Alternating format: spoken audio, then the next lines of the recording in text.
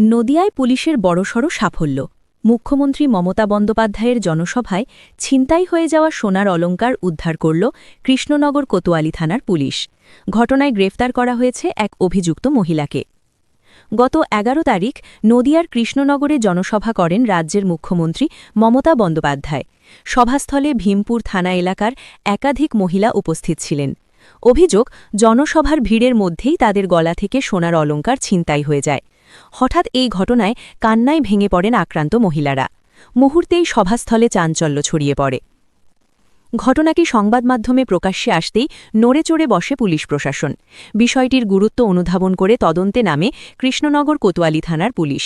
শুরু হয় এলাকায় চিরুনি তল্লাশি, পাশাপাশি খতিয়ে দেখা হয় বিভিন্ন সূত্র। অবশেষে ৪ দিনের মধ্যেই সাফল্য আসে পুলিশের হাতে। পুলিশ সূত্রে জানা যায়, অভিযুক্ত মহিলা ঝাড়খণ্ডের বাসিন্দা। তাকে গ্রেফতার করার পর তার কাছ থেকেই উদ্ধার করা হয়েছে ছিনতাই হওয়া সোনার অলংকার। এই ঘটনায় স্বাভাবিকভাবেই স্বস্তির নিঃশ্বাস ফেলেছেন আক্রান্ত মহিলারা। উল্লেখ্য, মুখ্যমন্ত্রীর জনসভা থেকে চুরির ঘটনায় গোটা জেলা জুড়ে ব্যাপক সাড়া পড়ে গিয়েছিল। প্রশ্নের মুখে পড়তে হয়েছিল নিরাপত্তা ব্যবস্থা ও রাজনৈতিক নেতৃত্বকেও।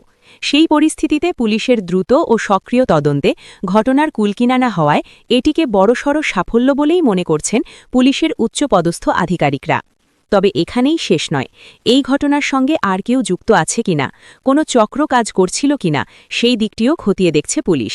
তদন্ত চলছে। পুলিশ তো ধরেছে আপনাকে? কোথায় বাড়ি আপনার? এই তো ঝাড়খণ্ডে থাকি। কি নাম আপনার? না